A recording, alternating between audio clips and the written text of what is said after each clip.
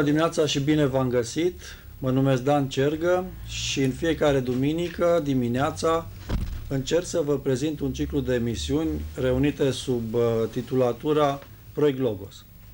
Aceste emisiuni se vor a fi un răspuns pentru problemele cotidiene ale omului contemporan, răspuns venit din punct de vedere ortodox creștin. Numele de Proiect Logos l-am luat cumva obligați sau în continuarea acțiunii proiectului de la Sala Logos, care este început de 2 ani de zile. Pentru cei dintre dumneavoastră care nu ați fost la sală, vrem să vă spunem că această sală Logos este pe strada Gheorghe Barițiu numărul 19 și în fiecare joi după masa, de la ora 18, avem un invitat care ne propune a gândi, a medita, a încerca să găsim soluții pentru diverse probleme dintre multele care ne apasă. Astăzi avem un invitat la care o țin foarte mult, Părintele Vlad Vasile, pe care în partea a doua a emisiunii o să-l provoc la o discuție în jurul necazurilor oamenilor. În prima parte a emisiunii însă vreau să vă prezentăm o secvență din conferința de deschidere a Sării Logos, ținută de Părintele Teofil Pârianu, călugărul de la Mănăstirea Sâmbăta, pe care foarte mulți dintre dumneavoastră îl cunoașteți și este socotit unul dintre cei mai importanți duhovnici ai zilelor noastre. Vă invităm să urmăriți acest mic program. Stimați ascultători, am venit aici cu bucurie, în nădejdea înmulțirii binelui și a bucuriei. Nu mi s-a fixat o temă, nu mi-am luat în considerație o temă anume, mi s-a spus să spun ceea ce cred eu că se potrivește într-o împrejurare ca aceasta. Este vorba aici despre un început. Despre un început bun. Despre un început de la care se așteaptă înmulțirea binelui și a bucuriei. Și atunci mă gândesc că în această împrejurare aș putea să mă refer la un început bun pe care îl am în vedere de pe urma faptului că în Sfânta Evanghelie de la Luca, în capitolul 5, unde e vorba despre o pescuire minunată, e scris în Sfânta Evanghelie că într-o zi de dimineață, Petru și Andrei au încetat încercarea de a prinde pește și-au spălat mrejile și erau gata să plece. Dar Domnul Hristos, fiind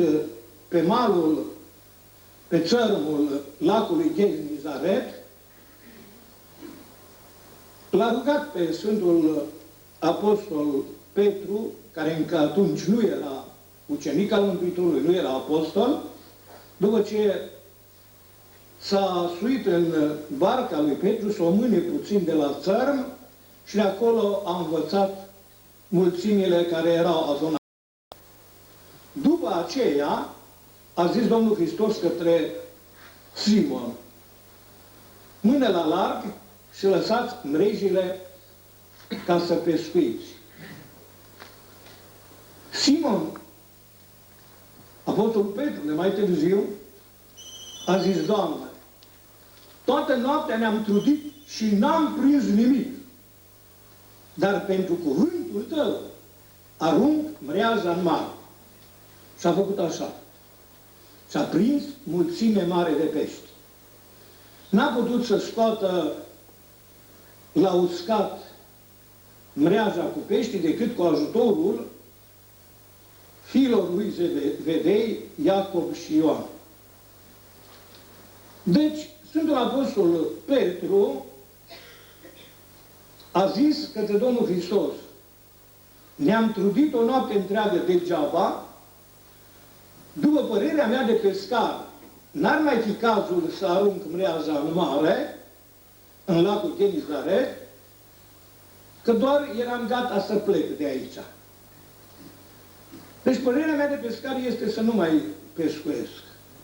Însă, pentru că spui tu, învățătorule, să arunc mreaza în mare ca să pescuesc, o arunc. Pentru cuvântul tău. Consider că aici este începutul cel bun. Orice început bun, de înmulțirea binelui și a bucuriei, trebuie să aibă în vedere plecarea minții omului față de învățătura Domnului. Să-i dai dreptate lui Dumnezeu. Să renunți la părerea ta. La părerea ta de om, cât te-ai socotit de deștept, în fața lui Dumnezeu trebuie să capitulezi, trebuie să renunți. Pentru cuvântul tău, pentru că zici tu. Sunt multe împrejurări în viață în care n-ai vrea să faci ceea ce ți se spune și nici măcar ceea ce spune Domnul Hristos.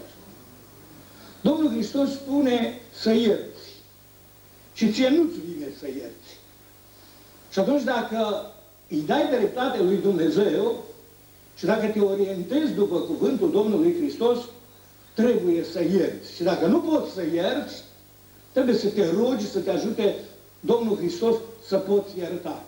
Doamne, nu sunt în stare să iert, ajută-mi Tu să iert, pentru că trebuie să iert. Domnul Hristos ne cheamă la iubire,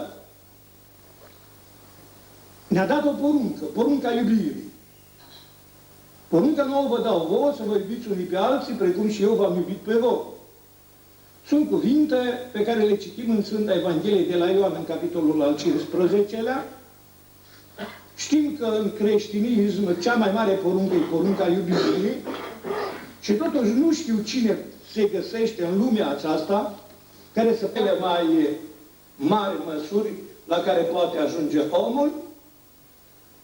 Vreau să rețineți cuvintele Sfântului Apostol Petru: pentru cuvântul tău arunc mreaza în mare.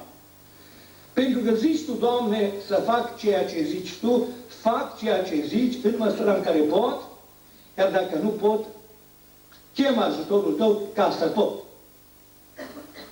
Stimați ascultători, venind aici și spunându-mi că pot să spun ceea ce cred eu că e bine de spus într-o împrejurare ca aceasta, aș vrea să vă spun câteva cuvinte pe care eu le socotesc cuvinte de temelie pentru fiecare dintre noi și pe care obișnuiesc să le scriu de fiecare dată când scriu la mașina de scris. Eu scriu la mașina de scris obișnuită din 1942 începând. Au trecut 60 de ani de atunci. Am învățat să scriu la mașină de scris și mi-a prins foarte bine lucrul acesta, pentru că eu sunt nevăzător din copilărie. M-am trezit în lumea aceasta fără vedere. Am intrat în viața conștientă fără vedere. Mi-am trăit viața fără vedere. Părinții mei, oameni de la țară, Dumnezeu să-i odihnească, au vrut să mă ajute. M-au ajutat, s-au crezut că mă pot ajuta cu doctori. N-au ajuns. Nu le-a reușit gândul acesta, împlinirea gândului acesta. S-au gândit să cu maglavitul, că era la modă atunci, m-au dus la maglavit. Am venit de la maglavit cum am dus încolo. Au vrut să mă ajute cu slujbele făcute de anumiți preoți care erau socotiți mai deosebiți. Nu m-au ajutat nici cu asta. Cel mai mult m-au ajutat și ei, și m-am ajutat și eu, și m-au ajutat și alții cu școala. M-au dus la o școală specială la Cluj, în 1935. Aveam 6 ani și jumătate. Am învățat în condițiile nevederii tot ce se poate învăța la o școală specială. Am făcut apoi liceul la Timișoara și teologia la Sibiu. Liceul și teologia le-am făcut în școli obișnuite, pentru oameni cu vedere. Și apoi mulțumim lui Dumnezeu de toate și, cum vă spuneam, de câte ori mi s-a dat ocazia să arăt la cineva cum poate un om fără vedere să scrie la mașină descris pentru oameni cu vedere, de obicei am ales 4 ziceri pe care vi le pun în atenție acum aici, în nădejdea binelui și a bucuriei. Și aș dori să le rețineți, pentru că sunt importante. Cel dintâi cuvânt pe care îl scriu într-o astfel fel de împrejurare este un cuvânt din Filocalie, de la Sfântul Marcu Ascetul. Și anume, când îți aduci aminte de Dumnezeu, înmulțește rugăciunea, ca atunci când îl vei uita, Domnul să-și aducă aminte de tine. Cuvântul acesta mi s-a împlântat în minte de la prima lectură a Filocaliei. Sfântul Marcu Ascetul are scrieri în Filocalia românească în volumul 1. Și când am citit cuvintele Sfântului Marcu Ascetul, care de obicei sunt cuvinte scurte, sunt un fel de sentință, un fel de ziceri scurte care pot fi ținute în minte, m-a surprins cuvântul acesta. Când îți aduci aminte de Dumnezeu, înmulțește rugăciunea, ca atunci când îl vei uita, Domnul să-și aducă aminte de tine. Mi-a plăcut de la început. Și mi-a plăcut așa de mult cuvântul acesta, încât de câte ori am avut ocazie l-am scris, de câte ori am avut ocazie l-am spus, și câte l-am spus de mii și de mii de ori în viața mea de atunci de când am întâlnit acest cuvânt. Când îți aduci aminte de Dumnezeu, înmulțește rugăciunea, ca atunci când îl vei uita, Domnul să-și aducă aminte de tine. Cuvântul acesta se încopcea cumva de un cuvânt pe care mi-l spunea mama mea când plecam la școală, departe de casa părintească, toamna când plecam la școală, zicea, nu-ți uita de Dumnezeu, nu-ți uita de rugăciune. Nu-ți uita de Dumnezeu, nu-ți uita de rugăciune. Mai târziu, mult mai târziu, am întâlnit un alt cuvânt care se potrivea cu cuvântul acesta spus de Sfântul Marcu Ascetul, și anume un cuvânt de la Sfântul Munte. Au trecut pe la noi, pe la mănăstire, niște călugări din Franța, niște călugări francezi.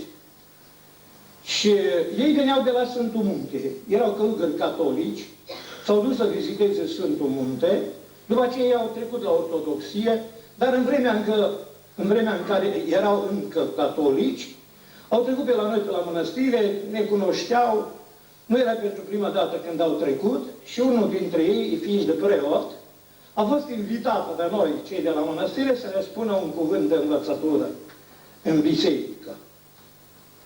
Și nu a spus un cuvânt de învățătură, bineînțeles, în limba franceză, eu am tradus pentru credincioșii care erau de față cuvântul spus de Părintele Plaside, și între altele, el ne-a spus un cuvânt de la Sfântul Munte, anume că la Sfântul Munte se zice așa: la Dumnezeu să te gândești ca la Dumnezeu, nu ca la om, și să-L respiri pe Dumnezeu cum ai respira aerul.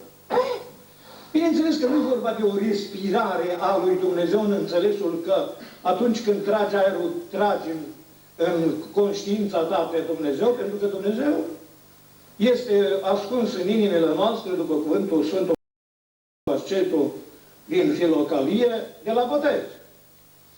Deci de la botez noi îl avem pe Dumnezeu în noi, numai că noi nu suntem conștienți de prezența lui Dumnezeu.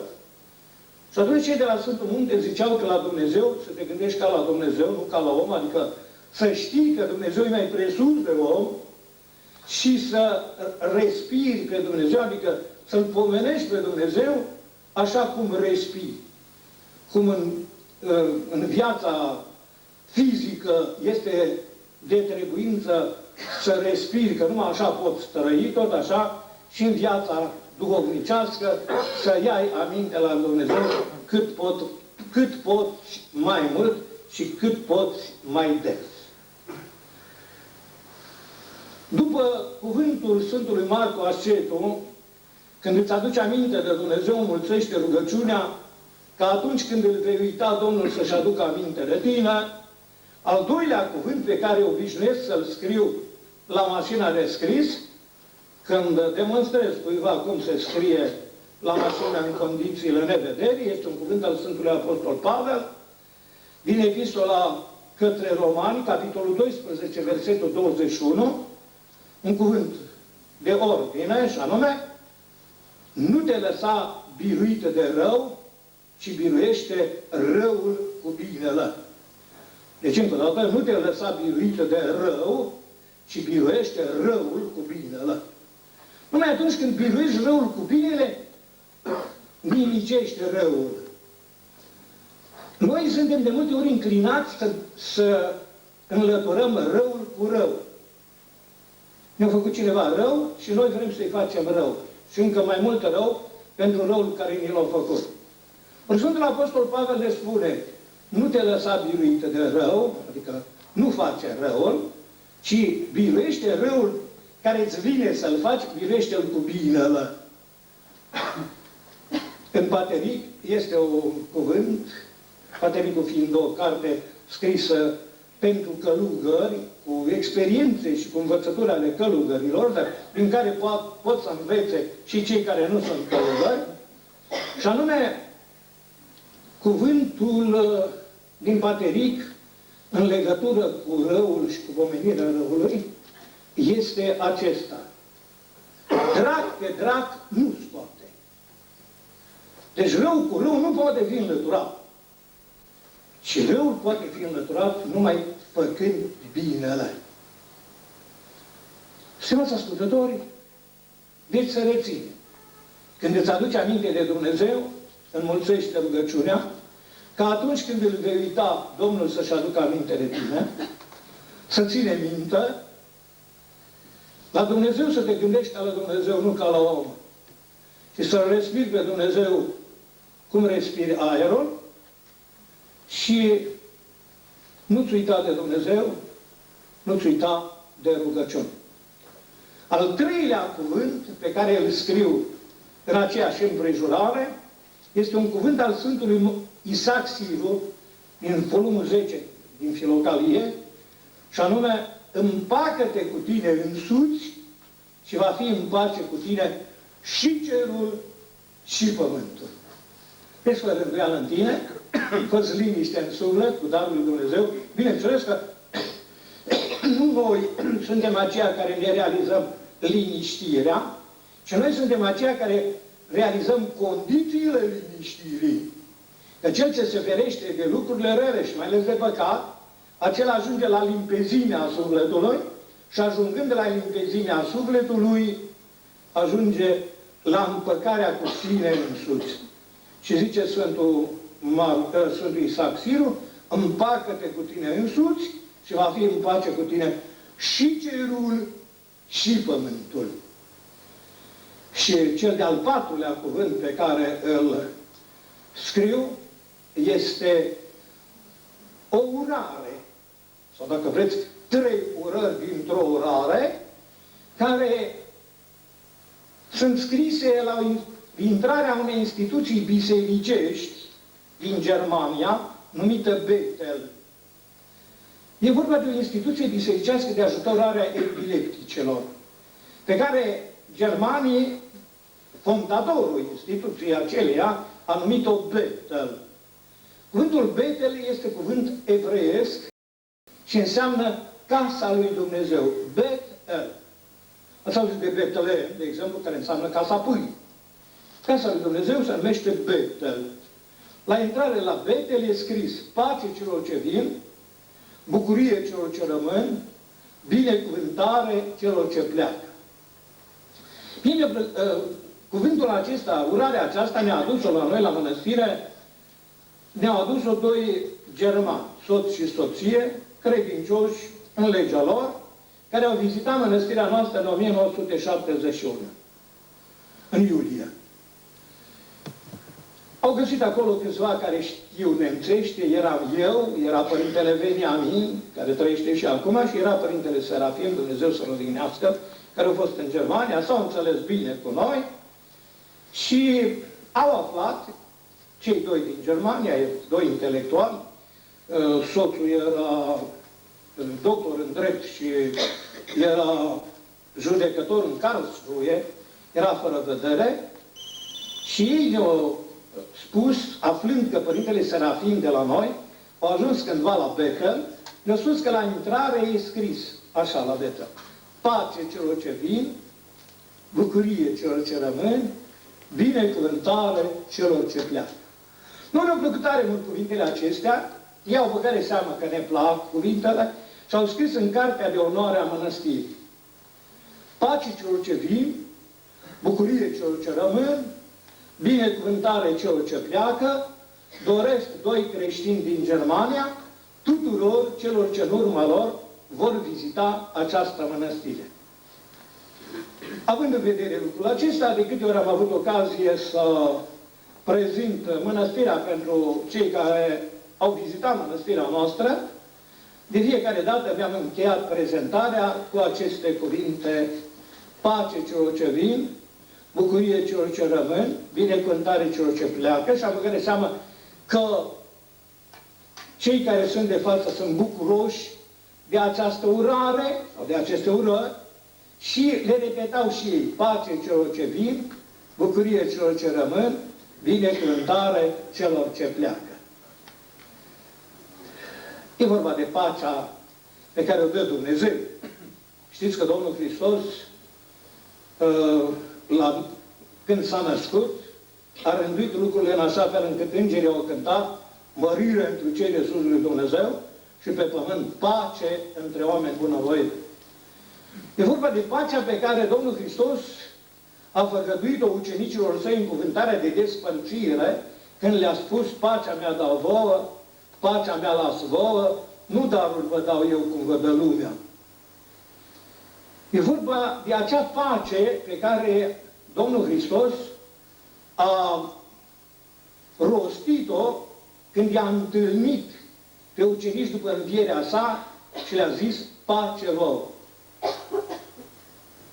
E vorba de pacea nepătimirii. În Filocalie e scris că nepătimirea aduce pacea. Deci pacea adevărată a sufletului este nepătimirea, adică starea aceea în care omul nu mai este supus de răutăți. Pace celor ce vin, bucurie celor ce rămân. E vorba de bucuria creștină, de bucuria pe care a avut-o Domnul Hristos în vedere când a zis: bucurați-vă și veseliți că plata voastră multă este în cer. De bucuria pe care a avut-o în vedere Domnul Hristos când în pilda cu talanții a spus, ca din partea stăpânului către sluga cea credincioasă: bine, slugă bună și credincioasă, peste puține ai fost pus, peste multe te voi pune, intră într-o bucuria Domnului tău. E vorba de bucuria aceea pe care a avut-o în vedere Domnul Hristos când a zis către ucenicii săi în cuvântarea de despărțire: acestea vi le spun ca bucuria mea să fie întru voi și ca bucuria voastră să fie deplină. E vorba de bucuria pe care a avut-o în vedere Domnul Hristos când a zis: iarăși vă voi vedea și se va bucura inima voastră și bucuria voastră nimeni nu va lua de la voi. E vorba de bucuria pe care a avut-o în vedere Sfântul Apostol Pavel când i-a sfătuit pe credincioși și creștini din Roma, zicând: bucurați-vă cu bucuria nădejdii, sau le-a spus filipenilor: bucurați-vă pururea întru Domnul, și iară zic bucurați-vă, și de altfel tesalonicenilor: totdeauna să vă bucurați, neîncetat să vă rugați, pentru toate mulțumiți. Bucuria din împărăția cerurilor, ospățul bucuriei de dincolo de veac. Stimați ascultători, acestea sunt cuvintele pe care le scriu spre luarea minte și care de obicei sunt dorite de cei care le văd scrise și îmi cer totdeauna foaia de hârtie pe care e scris. Când îți aduce aminte de Dumnezeu, înmulțește rugăciunea, că atunci când îl vei uita, Domnul să-și aducă aminte de tine, nu te lăsa biruit de rău, ci biruiește răul cu binele, împacă-te cu tine însuți și va fi în pace cu tine și cerul și pământul, și pace celor ce vin, bucurie celor ce rămân, binecuvântare celor ce pleacă. Mergem mai departe. Și acum vă spun un program de viață duhovnicească pe care l-am scris și în cărțile, în unele din cărțile mele, și anume 5 puncte de program ca să trăiești o viață așa cum îi place lui Dumnezeu. Cel din tâi lucru pe care îl cer eu de la credincioși și pe care îi îndemn să-l aibă în vedere este să participe în duminici și sărbători, și mai ales în duminici, pentru că sărbătorile nu sunt totdeauna zile libere, să participe la Sfintele Slujbe ale Bisericii noastre și mai ales la Sfânta Liturghie. Doresc ca cei credincioși să ia parte la Sfintele Slujbe, pentru că în felul acesta își arată legătura cu Sfânta Biserică, legătura cu Dumnezeu însuși.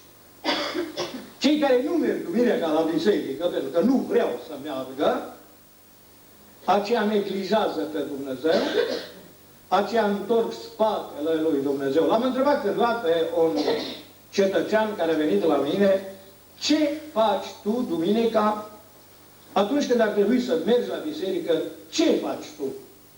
Și el a zis, mă uit la televizor. Și atunci i-am spus așa, știi ce înseamnă asta? Înseamnă să ai televizorul în față și pe Dumnezeu în spate. Du-te de acum încolo la biserică, ca să ai pe Dumnezeu în față și televizorul în spate. Televizorul găsești și după aceea, dar slujba nu o găsești decât când se face în biserică. Bineînțeles că cineva care merge la biserică are parte de multe daruri pe care le dă Dumnezeu prin slujbele noastre. Să știți că legitimarea noastră a credincioșilor este prin slujba care se face în biserică. Ortodoxia e o credință a slujirii, o credință a slujbelor. Poate că cunoașteți și manifestări ale altor credințe, însă celelalte credințe care nu sunt ortodoxe, în general, insistă, stăruiesc pe cântare, pe poezie, pe predică, dar nu fac slujbă. S-a întâmplat ca cineva dintre cei cunoscuți ai mei să meargă la o înmormântare de sectar. Și a intrat acolo, o așteptat să se facă slujbă și nu s-a făcut nicio slujbă. Și a zis, uite, la noi nu e așa, la noi se face slujbă. Slujba e principală. Deci legitimarea ortodoxiei este slujbele bisericii. Fără participarea la Sfintele Slujbe, nu există ortodoxie. Orice absentare de la Sfintele Slujbe ale bisericii, când poți să fii acolo și nu vrei să fii, înseamnă o renunțare la credința ta, înseamnă o renunțare la ortodoxie. Credința noastră ortodoxă este o credință a slujbelor, o credință doxologică, adică aducătoare de preamărirea lui Dumnezeu, și nu știu dacă v-a spus cineva că de fapt noi la slujbă trebuie să participăm, nu să asistăm.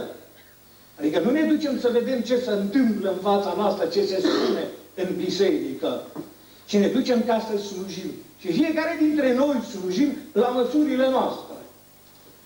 Preoții la măsură de preoți, cântăreții la măsură de cântăreți, credincioșii de rând la măsură de credincioși de rând. Toți slujim. Dacă nu slujește cineva, nu se încadrează în slujbă, nu se încadrează în ortodoxie. Noi nu zicem că asistă cineva la Sfânta Liturghie, ci zicem că slujește cineva la Sfânta Liturghie. Vă rog să rețineți lucrul acesta. Al doilea punct de program pe care îl am în vedere este ca orice credincios să-și găsească timp pentru Dumnezeu și să-și facă rugăciuni dimineața și seara, 5-10 minute de rugăciune dimineața, 5-10 minute de rugăciune seara, nu-i prea mult. Fiecare om poate să-și găsească atâta timp ca să stea în fața lui Dumnezeu dimineața și seara și apoi, bineînțeles, am în vedere și rugăciunea de la masă.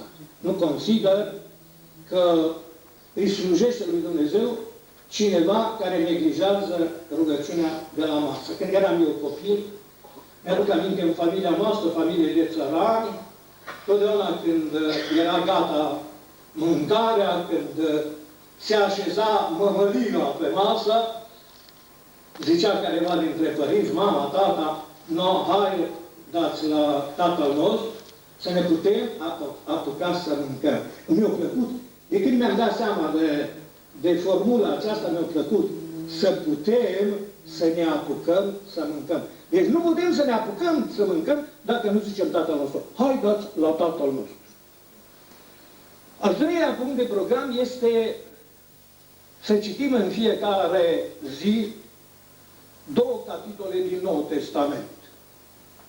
Și aceasta este un lucru de mare importanță, pentru că dacă vrei să ai mintea lui Hristos, și Sfântul Apostol Pavel spune, noi avem mintea lui Hristos, trebuie să ai gândurile lui Hristos, iar gândurile lui Hristos le găsești în Evanghelie și în drumări, în legătură cu Domnul Hristos, găsești în celelalte scrieri ale Noului Testament, Noul Testament fiind Biblia creștinilor. În sfârșit, lucrul acesta este de mare importanță pentru că decât să porți în minte atâtea lucruri fără folos, ar fi mai bine să porți în minte niște gânduri și mai ales gândurile Domnului Hristos. Și să le ai la îndemână atunci când împrejurarea îți cere să iei o hotărâre, atunci când împrejurarea îți cere să faci un lucru pe care trebuie să îl raportezi la Dumnezeu. Al patrulea punct de program este paza minții prin rugăciunea de toată vremea. Paza minții prin rugăciunea de toată vremea. Ce înseamnă asta? Toatele omului pornesc de la gândul omului, în cărarea împărăției scrisă de Părintele Arsenie. Chiar la început este un titlu de la cârma minții atârnă. Deci toată viața omului atârnă de la mintea omului, de la felul cum își cârmuiește omul viața prin minte. Vrei să-ți faci rânduială în viață, trebuie să-ți faci rânduială în minte. Ai câștigat mintea pentru Dumnezeu, toată viața omului e câștigată pentru Dumnezeu, toată ființa omului e câștigată pentru Dumnezeu. Nu-ți faci rânduială în minte, nu poți avea rânduială în viață. Cum poate cineva să-și facă rânduială în minte? Cineva care vrea să-și facă rânduială în minte trebuie să înlăture din minte gândurile care nu le primește Dumnezeu, care nu se potrivesc cu voia lui Dumnezeu, gândurile pe care Dumnezeu nu le vrea să le aibă cineva în minte și să încurajeze gândurile pe care le binecuvintează Dumnezeu, cele bune. Gânduri rele sunt acelea pe care nu le poți scoate la arătare și nu le poți prezenta, nu te poți prezenta cu ele oriunde și oricând. Acelea sigur sunt gânduri rele. Iar gândurile bune sunt acelea de care sigur se bucură Dumnezeu și ne bucurăm și noi. Ce putem face noi ca să ne facem rânduială în minte? Mai întâi de toate trebuie să știm de unde vin gândurile cele rele. Ne spune Domnul Hristos de unde. Din prisosința inimii grăiește gura, omul cel bun, din visteria cea bună a inimii sale scoate cele bune, omul cel rău, din visteria cea rea a inimii sale scoate cele rele, Din inima omului pornesc gândurile cele rele, desfrânările, preadesfrânările, minciuna, vicleniile, ușurătatea, hulele, poftele de înavuțire, și acestea sunt cele care întinează pe om. Citiți aceasta în Sfânta Evanghelie de la Marcu, capitolul 7, către sfârșitul capitolului, unde găsim ce anume întinează pe om. De unde vin gândurile cele rele, ne spune Domnul Hristos? Din inima omului. Că din inima omului pornesc gândurile cele rele. Dar în inima omului de unde ajung? În inima omului pot ajunge din gândurile cele rele și din deprinderile cele rele de mai înainte, sau pot ajunge de la ispititorul, de la diavolul care și el caută să îl supună pe om prin gândurile cele rele.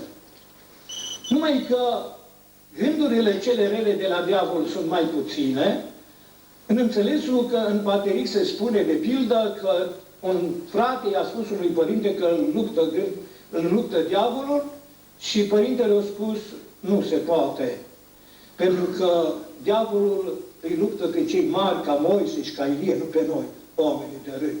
Pe noi ne luptă patimile noastre. Fiecare dintre noi am venit în lumea aceasta cu o încărcătură, cu niște răutăți care nu sunt ale noastre, ci sunt ale înaintașilor noștri puse în noi. În privința aceasta, Părintele Arsenie Boca spunea că copilul este oglinda părinților, că începutul vieții omului nu este la conceperea lui, ci are rădăcini mult mai înfipte în existența umană, în părinți, în bunici, în străbunici. Așa că fiecare dintre noi am adus în lumea aceasta, odată cu ființa noastră, o prelungire a înaintașilor noștri, o prelungire a părinților noștri. Aveam o bunică, mama Luman, și dacă îi spunea cineva de un nepot de-al ei că seamănă cu dumneata, zicea, păi numai să semene cu mine că e bine. Adevărul este că poate fi și bine și rău, Dumnezeu știe cu cine semănăm, pentru că există o asemănare fizică văzută și există o asemănare spirituală. Și una și alta e o realitate. De realitate numai asemănarea nu fizică, ci o realitate și asemănarea spirituală, asemănarea sufletească. Eu mai glumesc câteodată și cred că fac bine când le spun la oameni că eu sunt o ediție masculină a mamei mele. Adică mama mea e mai prezentă în mine decât tatăl meu. Am și de la tatăl meu, Dumnezeu să-l odihnească, o putere fizică, o sănătate statornică, n-am avut probleme, n-am fost internat în spital, n-am avut operații, n-am avut împiedicări. Am dus o viață foarte lină și foarte liniștită, fără dureri, fără asupreală de boală, și asta o datorez tatălui meu. Iar partea sufletească o datorez mai ales mamei mele. Nu sunt eu chiar așa de sensibil, dar în orice caz îmi dau că mama mea e prezentă în mine, e prelungită în mine prin partea spirituală. Cât privește încărcătura aceasta pe care oricum toți o aducem în lumea aceasta, ea trebuie rezolvată. Și bineînțeles că o rezolvă Dumnezeu, dar o rezolvă în condiția în care noi înșine suntem conștienți de ceea ce avem, de ceea ce facem. Așa că al patrulea punct de program este paza minții prin rugăciunea de toată vremea. Ce înseamnă asta rugăciunea de toată vremea? Sfântul Apostol Pavel în epistola către Tesaloniceni, în prima epistolă, zice, neîncetat vă rugați, iar în Sfânta Evanghelie de la Luca, la începutul capitolului 18, citim cuvintele, apoi le-a spus lor o pildă, cum că trebuie să roage neîncetat și să nu se lenevească. Și după aceea e pilda cu femeia văduvă și cu judecătorul nedrept. În urmare, e vorba de o stăruință în rugăciune. Nu-i destul să ai o rugăciune de program dimineața și seara, ci trebuie să prelungești rugăciunea și să ai conștiința aceasta că tu ești în fața lui Dumnezeu și toată viața ta trebuie să se desfășoare în conștiința aceasta că ești în legătură cu Dumnezeu. Iar conștiința aceasta o realizează omul în măsura în care îndesește rugăciunea Doamnei Iisuse Hristoase, Fiul lui Dumnezeu, miluiește-mă pe mine păcătos. Eu rugăciunea aceasta am învățat-o în 1942, acum 60 de ani. M-a învățat Părintele Arsenie Boca, Părintele care atunci era la Sâmbăta, pentru că a stat la Sâmbăta din 1939 până în 1948, și în 1942, aveam 13 ani și jumătate, m-am dus la mănăstire la Sâmbăta cu gândul să rămân acolo, să mă fac călugăr. Știe Dumnezeu ce face. Nu s-a putut. Și e bine că nu s-a putut. De ce e bine? Pentru că după ce am făcut mai multă școală și am făcut și teologia, lucruri pe care nu le mai făceam dacă ajungeam la mănăstire în 1942. Dar Părintele, care și-a dat și el seama că nu o să rămâne la mănăstire și pentru că mitropolitul de atunci voia să aibă la mănăstire la Sâmbăta numai absolvenți de teologie, Părintele mi-a spus să fac ceva ce fac călugării, rugăciunea cu care să mântuiesc călugării. Mi-a spus să zic rugăciunea aceasta, Doamne Iisuse Hristoase, Fiul lui Dumnezeu, miluiește-mă pe mine păcătosul, și să o zic așa. Mai întâi să o zic cu gândul și numai în gând, nu să o zic cu cuvântul vorbit, pentru că Părintele voia ca această rugăciune să o lipesc de respirație. Și nu pot să o lipești de respirație atunci când o spui cu cuvântul vorbit. Mi-a spus să o spun în minte. Și să zic între respirații, Doamne, deci fără să inspir, fără să expir, să zic Doamne, trăgând aerul în piept, odată cu aceasta să zic Iisuse Hristoase, Fiul lui Dumnezeu, și dând aerul afară din piept, odată cu aceasta să zic miluiește-mă pe mine păcătos. Atâta mi-a spus, nu mi-a spus să iau legătură cu cineva care știe rugăciunea aceasta, care o practică, să mă învețe, să mă ferească de anumite rătăciri. Mi-a spus doar să zic rugăciune. Am plecat de la Sâmbăta, m-am dus și am făcut școală, am făcut liceu, am făcut teologia, am zis când mi-am adus aminte, Părintele nu mi-a spus cât să zic, nici după ceas, nici după numărul de rugăciuni, ci mi-a spus doar să zic. Am făcut eu și un fel de pravil în înțelesul acesta, că fiind la Timișoara, unde am făcut liceu, de la internat până la școală, ziceam dimineața, în special când mă duceam spre școală, Doamne Iisuse Hristoase, Fiul lui Dumnezeu, miluiește-mă pe mine păcătosul. Ziceam într-una. La ce s-a ajuns prin asta? Rugăciunea aceasta te descopere pe tine însuți, ție însuți. Mai mult decât altea rugăciuni, adică mai mult decât rugăciunea citită, decât rugăciunea liturgică. Dacă zici, Doamne Iisuse Hristoase, Fiul lui Dumnezeu, miluiește-mă pe mine păcătosul și zici întins și de multe ori, parcă să răscolați pe ceva întâi. Și mai întâi de toate să răscolește mizeria din suflet, pe care ai adunat-o, pe care ai adus-o din străvundul de existență și pe care ai adunat-o de-a lungul anilor. De exemplu, acum, cei care se uită la televizor la spurcăciuni, cei care se uită pe internet la spurcăciuni, cei care citesc reviste porno, cei care citesc romane excitante, romane de dragoste și mai departe, ajung la niște gânduri și la niște imagini pe care după aceea nu le mai pot scoate din suflet, decât poate cu greu sau poate niciodată.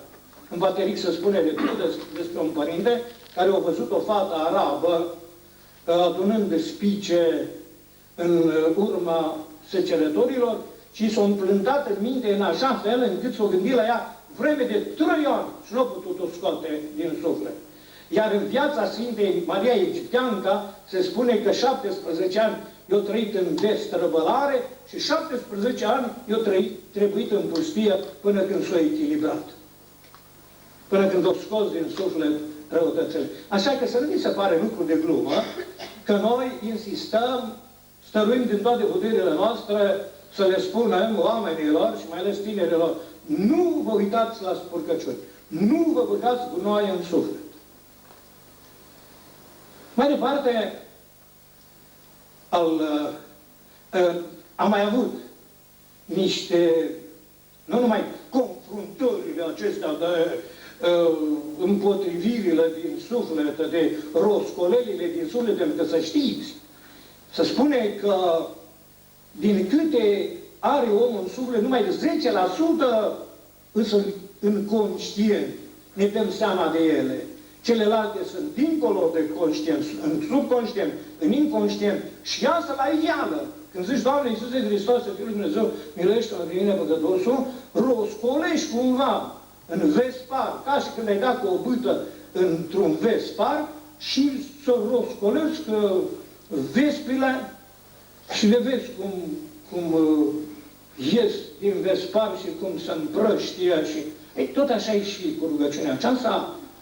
Zicând rugăciunea aceasta, întins, întâi roscolește în vesparul din suflet. Și apoi, bineînțeles că cu vremea se împuținează gândurile cele rele și se înmulțesc gândurile cele bune și ajungi la stări de liniște, de bucurie, de mulțumire. Eu, de exemplu, mi-aduc aminte că mergeam spre școală să ziceam, Doamne Iisuse Hristoase, Fiul lui Dumnezeu, miluiește-mă pe mine păcătosul, și aveam câteodată așa o mare bucurie încât mi-era frică că nu mai pot suporta mai multă bucurie. Că aș putea muri de bucurie.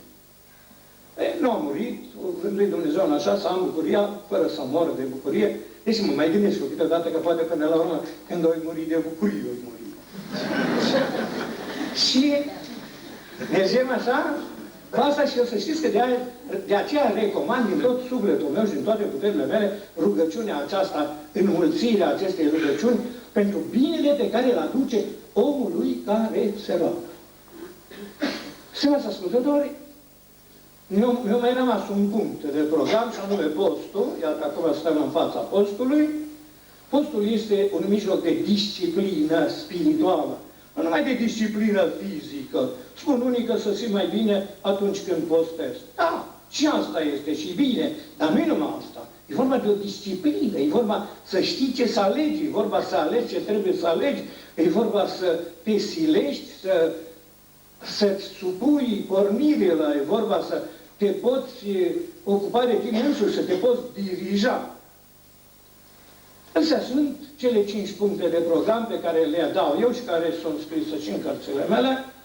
Și la acestea mai adaug un îndreptar de viață de la Părintele Arsenie, pe care i l-a spus unui tânăr. Să știți că nu-l găsești nicăieri scris. E un cuvânt spus, un îndreptar de viață spus unui tânăr, de fapt la mai mulți tineri, că la mine a venit odată un tânăr și l-am întrebat ce i-a spus Părintele și mi-a spus așa, oxigen, glicogen, somn, să-ți păstrezi hormonii și să ai concepție de viață creștină.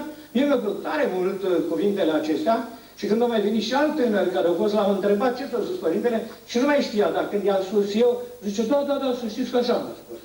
Păi, dar nu i-a spus să uite, i-a spus să țină minte. Și mie mi-a plăcut foarte mult. E adevărat că pare un îndreptar care nu privește viața spirituală. Nu o privește direct, dar indirect. Totuși o privește. De ce? Pentru că dacă trăiești în aer curat, înțelegi mai bine, gândești mai bine decât dacă trăiești în aer îmbâxit. Oxigen, glicogen. Glicogenul este zahăr modificat, este o substanță fizică pe care o are omul în ființa lui. Bineînțeles că pe Părintele nu a interesat glicogenul ca substanță, ci l-a interesat cum se ajunge la glicogen, la un echilibru în legătură cu hrana, că zicea Părintele că sunt boli de trai bun și sunt boli de trai rău, dar de trai de mijloc nu există nicio boală. Apoi somn. Parcă nu ține să crezi, să te îndemne cineva la somn. În general, în viața duhovnicească se insistă pentru nesomn, pentru priveghere. De fapt, nu atâta pentru nesomn, ci pentru luarea aminte, pentru trezire, zicem noi, adică pentru luarea aminte la ce se întâmplă cu tine și în legătură cu tine. Și părinții cei duhovnicești, în general, îndeamnă la priveghere, ați auzit și la slujbele noastre de noapte, cum să zice, iată, mirele vine în miezul nopții și fericită este sluga pe care o va afla priveghind, iar netrebnic este cel pe care o va afla lenevindu-se, și aici, fără îndoială că e vorba de nesomn. Dar Părintele zice că somn. Păi cum se poate? Nesomn sau somn? Acum ce? Somn. Cât trebuie să dormi, să dormi. Părintele zicea că cel puțin 6 ore de somn în 24 de ore. 6 ore de somn continuu. Dacă n-ai 6 ore de somn continuu în 24 de ore, nu-i destul. Chiar dacă în pătărie se spune la Ava Arsenie că un călugăr de va fi nevoitor, îi ajunge să doarmă un ceas pe noapte. Nu știu, aș vrea să mă întâlnesc cu părintele acela și să-i spun că nu are dreptate, pentru că de fapt nu are dreptate. Dacă nu ești odihnit, nu faci niciun lucru cum trebuie. Dacă ești odihnit, ai spor.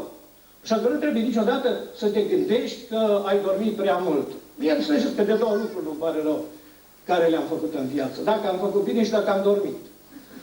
Și dacă am dormit. De ce? Pentru că știu ce binefaceri aduce somnul. Și mă simt foarte nemulțumit și foarte rău când nu pot dormi într-o noapte. Și mă zic, să mai întâmplă acum la bătrânețe și lucruri din astea, că nu pot dormi. Și mă gândesc, Doamne, orice fac eu atunci când pot dormi? Ce să fac acum ca să pot dormi? De ce? Pentru că somnul este o valoare. Țineți minte de la mine. Somnul este o valoare. Noi ne rugăm dimineața, mulțumim lui Dumnezeu pentru somnul de noapte și seara ne rugăm să ne dea somn cu ușor, somn cu pace. Așa că și somnul are valoarea lui. Bineînțeles, nu să dormi în neștire, da. Să dormi atâta cât e necesar. Să nu-ți pară rău că ai dormit dacă ai putut dormi. Să-ți păstrezi hormonii, adică să nu faci risipă de energie sexuală și, în sfârșit, să ai concepții de viață creștină, să nu iei după concepții străine de creștinism, cum ar fi yoga, cum ar fi Bahai, cum ar fi, știu eu, alege viața sau altele care este ziua și atâtea și atâtea câte sunt acum și li se oferă în special tinerilor.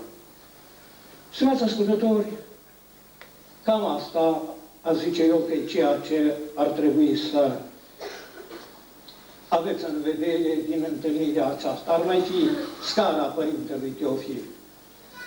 Într-o carte intitulată Lumini de gând, este la sfârșit o scară, scara Părintelui Teofil, adică sunt niște îndrumări pe care le-am dat eu și care sunt și cuprinse în carte, și anume, cineva care vrea să ajungă fericit, trebuie întâi să fie credincios lui Dumnezeu. În grecește se numește teopis. Există numele acesta.